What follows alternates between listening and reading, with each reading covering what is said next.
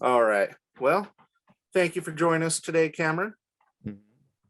So, Cameron, you're in the rock trio Fencer.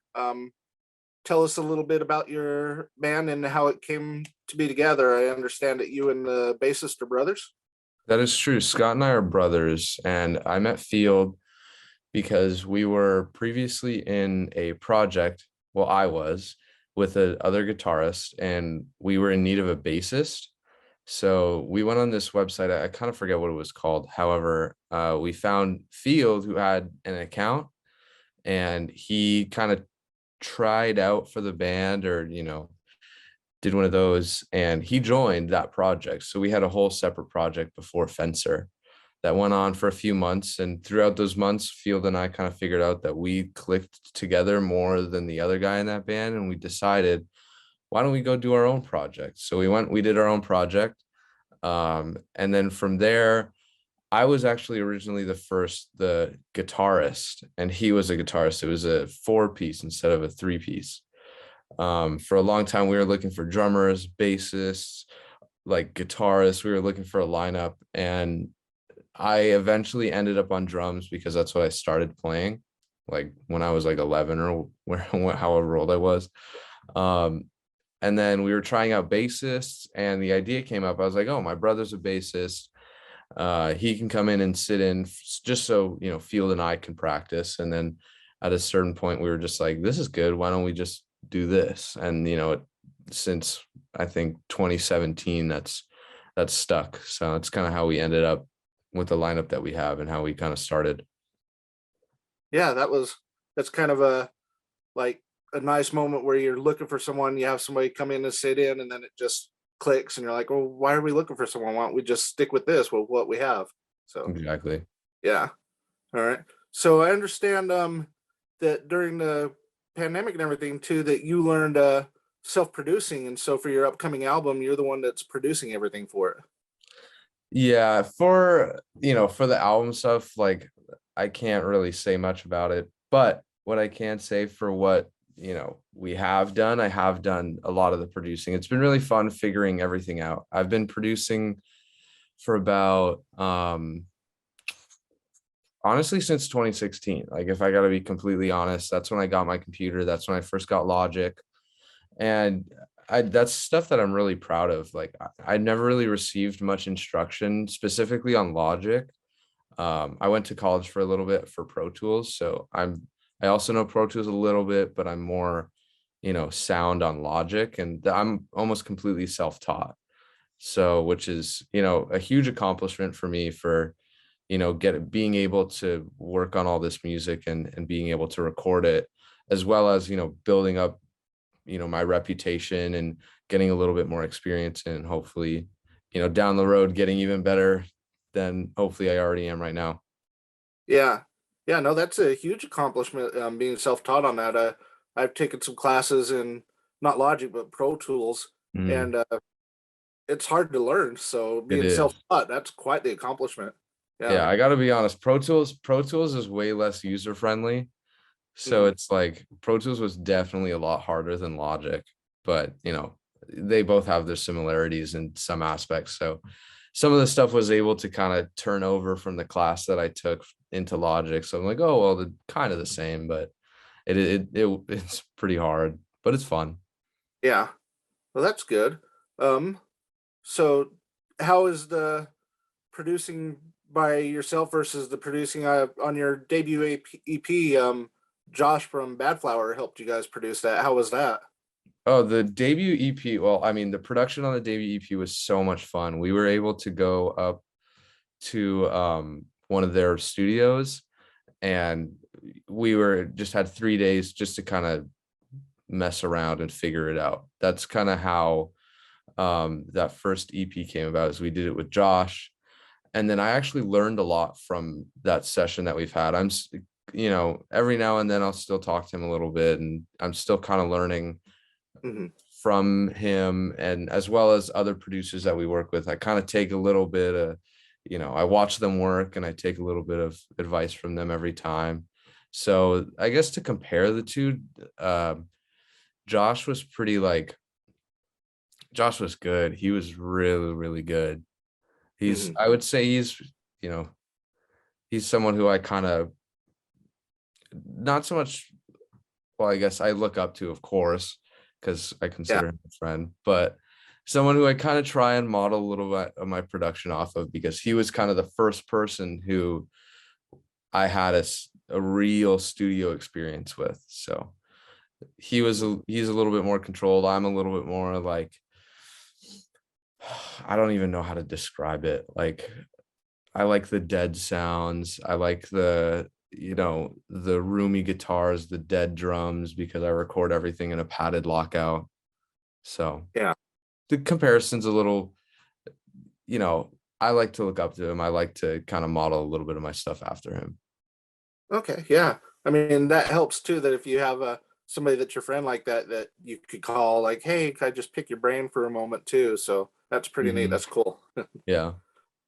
All right. With your newer stuff that's come out, like Sleep Count and Buena, it has a different sound than some of your older stuff. Was that something that you thought of going into producing it? Like, hey, let's go a little bit different route with this sound for this one.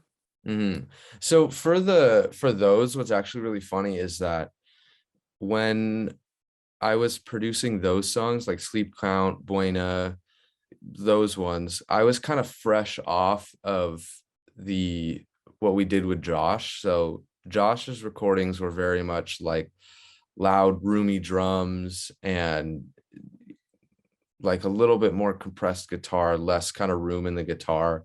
So I was kind of trying to emulate that, but the space that we record in is our lockout space. And like I said, it's super padded. It's not meant for like a recording at all. It's like a practice space. And so for a while I was fighting the room. I was like trying to make roomy drum sounds out of nothing and trying to, fight the room on the guitars and the bass. And as those productions kind of go through, you can kind of hear like, okay, these drums sound kind of roomy, but as you go more into more recent stuff, it kind of gets more, okay, this is a little bit more dead. This is, I Mhm. kind of tended to the room a little bit more. And I think that really helped because Okay. it's a little bit more real, and a little bit less work in my end to make it sound fake room, you know.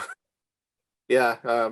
Yeah. You have to kind of tailor what you do to the space you have available and stuff. And I mean, that's pretty smart instead of trying to fight it. Like, hey, let's just work with what we have. Yeah. I kind of learned that. I was like, you know what?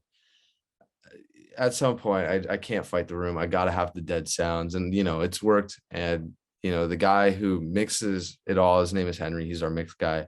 He does a incredible job of still making it sound like not like a dead, bad recording, but now it sounds dead, but there's still it's still interesting, so props to him. Yeah. All right. And then your latest single that you just released the video to, actually, also Sanitarium. Can you tell us a little bit about that and how that came to be? Well, the sanitarium video and the sanitarium, song came out. I forgot when we wrote it, but it's been in the works for a long time. The video kind of came about because the song is very much about mental health and kind of, especially, finding home in a certain person. You have all this stuff going on. Again, I didn't write the lyrics, Field wrote the lyrics, but at least from what I've heard and what he's told me, this is what the song's about. So apologies Okay. if I get it wrong. But um it's about mental health, and it's about how, everything is all messed up, and then you go see that one person and they make everything better. You're finding your home. And that's kind of the thing that we were trying to show in the video as well, is that everyone kind of finds their home, and there's a air of loneliness, and we also wanted to make it sort of an art film. So that's why it's kind of hard to track it a little bit, but at the same time, that's the point, is because we want people to kind of make their own opinion of the video. What's his story? Everyone has their own individual perspective, so it's cool to kind of have, everyone be able to exercise that. But still, however, at the end, everyone ends up at that TV shrine. Everyone has ended up at home. So it's a nice kind of like pathway to home. However, there's still an air of loneliness. It's a nice video. I really like it. Yeah, I really enjoyed the video and the sound. It's even the sound for that is a little different than like Sleep Count and Buena too. So Mhm. I like that there's still a little bit of variety, and I mean it's great. I love it. Yeah, thank you, man. I We like that touched on how it kind of dealt with mental health. Like I understand that you guys do a lot that Cade focuses on that, and all of you have kind of like a thing that you focus on. Like you do volunteer work for Life Rolls On, and Mhm. so like disabilities is kind of a big thing for you too. Can you tell us a little bit about that? Yeah, totally. So Life Rolls On is a nonprofit organization where it gives people with physical disabilities the, ability to go surfing in the ocean.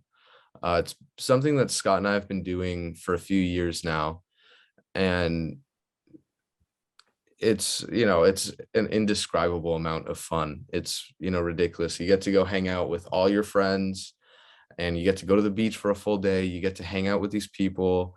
There's nothing quite like dropping down on a wave and hitting some green, it kind of some surfer lingo.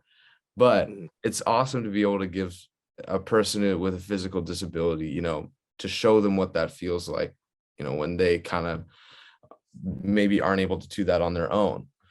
Um, the other thing with Life Rolls On is you get, again, like mental health, you get to hear all these people's stories, and you get to Yeah. hear where they're coming from, and how life kind of deals with all of us differently. And it's cool to hear the stories. It's cool to hear what people come from, and be able to use that towards mental health and all that other stuff. But it's a lot of fun. I really like Life Rolls On. It's an indescribable amount of fun. Yeah, yeah, no, I mean, that's a great project. So my daughter, she has physical disability, she has cerebral palsy, and so I know what it means to like people with disabilities to be able to get them out there and do stuff that normally they probably wouldn't be able to do, and show them something else, and sharing their stories like you said, and see them experience something for the first time that maybe they wouldn't be able to. So, I mean, Yeah, props to you guys for doing that. That's incredible. yeah. It's again, it's so much fun. Yeah. So much fun to get out there. I bet. And so you've been doing that for how long now? For 6, 7 years? I want to say about 6, 7 years. They usually do a tour. Well, they do two things. They'll do surfing, and they'll also do a skateboarding thing. But we're more usually in the surf because Scott and I surf. We've been surfing for a while now. But yeah, about 6 or 7 years. Usually every Okay. summer they'll have a few dates in like Santa Monica, Huntington, those spots. Yeah. Yeah, I seen that their skating stuff they just was it just this year they started something in out in New York, I want to say Brooklyn too. So that's incredible that they're starting to reach out and do different stuff like the skating and stuff like you said. Yeah. Yeah, no, it's so awesome to be able to give people that opportunity to do something that they may have not been able to do on their own, and share all those experiences. Hmm. Great. Um I also heard that you're pretty into cars too. Um I do. I like to fancy myself as a little bit of a car guy. What is your dream car? If you had to, if you could pick any car you wanted, what would your dream car If be? if I could pick any car that I wanted, I would love a Porsche GT3 RS. It would be incredible.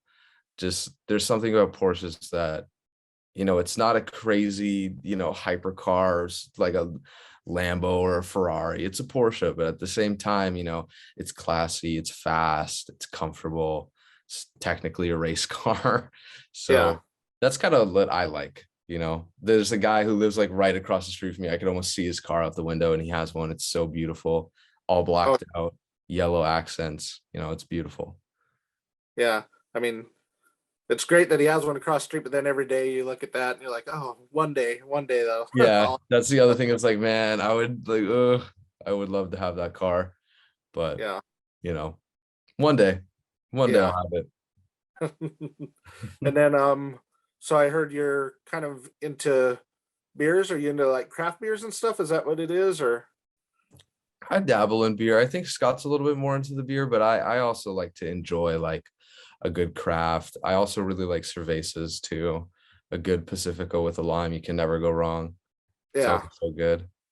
yeah. I mean, after a day of surfing, you can just get done surfing, go on the beach, and Mhm. drink one, and kind of the perfect day.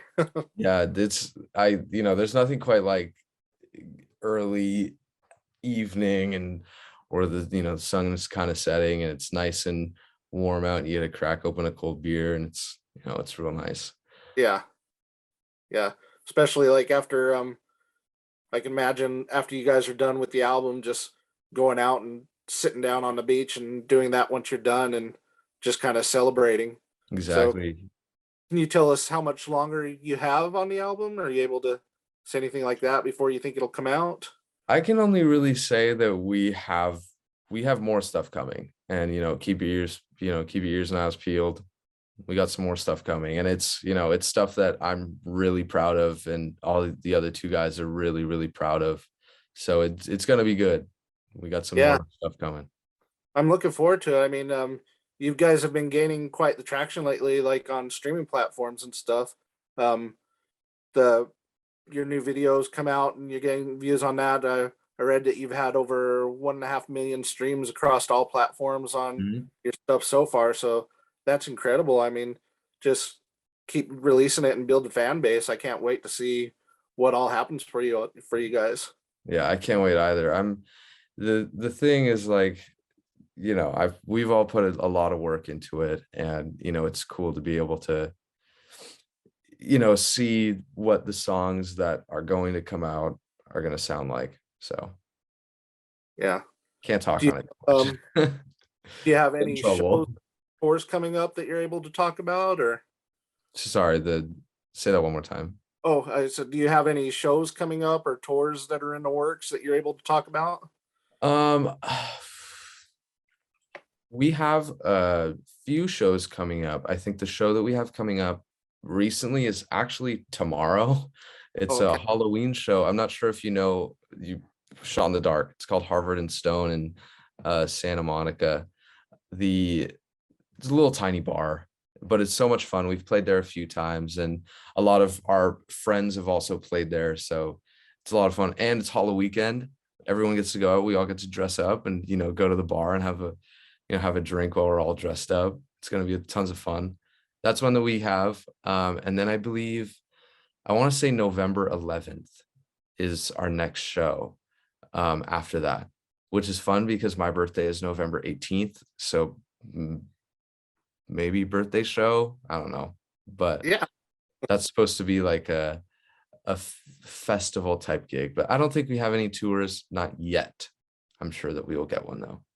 Yeah, I mean, it'd be great to see you guys out on the road somewhere and be able to Yeah. come guys out. But I mean, the show coming up tomorrow, like sometimes the small bars, the small clubs, those are the funnest gigs to play, Hmm. especially with a place that you've played at before and your friends and everybody can come there. It's just like the atmosphere and the energy inside the small bars when everybody comes and they know you and know your songs and stuff. It's so much fun to go to shows Yeah, like that.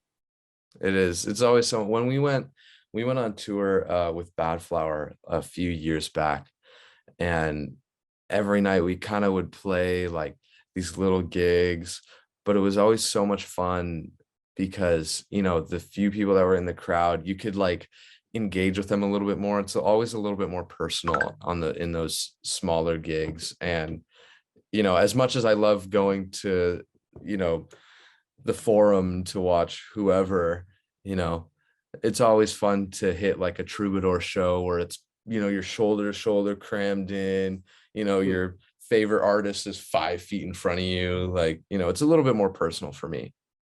Oh So yeah. I like the little bar shows. Those ones are always a lot of fun. Yeah, yeah, definitely. They said the energy is just so much different and stuff when you're at a place like that. It's just fun. You said I love those kind of shows too. Yeah, So it's a yeah. lot of fun. All right. Well, I don't want to take up too much of your time. Um, if your fans want to follow you guys and talk to you, is there a social media platform you prefer to have them talk to you on that they might be able to interact with you all? Of course, to interact with us, probably the most, not the most important, but the one that we use the most is Instagram. We're gonna be across the board, like on everything. It's Fencer Band. That's a funny, like, subtle flex that we like to do, is that across every platform we've been able to secure Fencer Band on pretty much everything. So it's a nice little subtle flex that we were able to work to. But Instagram would probably be the best one. I know we're on TikTok, we are on Twitter, Facebook as well. All on Fencer Band. If you want to email us, if you want to get in touch with us, Instagram is probably the best way. That's the one we're on the most. But Yeah. pretty much everything at Fencer Band. All right.